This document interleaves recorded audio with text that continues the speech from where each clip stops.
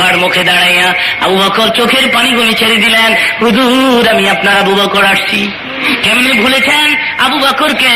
আজকে 3 দিন পর্যন্ত আবু বকর মদিনার অলিতে গলিতে পাগল হইয়া রাসূল রাসূল বলে ডাকি, 3 দিন পর্যন্ত কোন হার আমার মুখে দেই না আমি।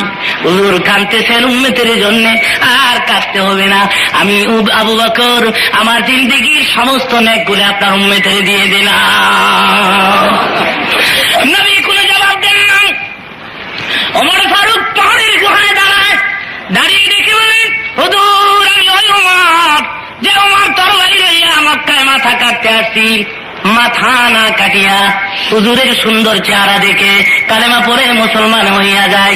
মক্কি জিন্দেগি থেকে শুরু করে মদিনী জিন্দেগি পর্যন্ত ওমরের হীন হায়াতে যত নেক আমি কামাই করেছি সব আমি নবীর এতিম উম্মতদের দিয়ে দিলাম।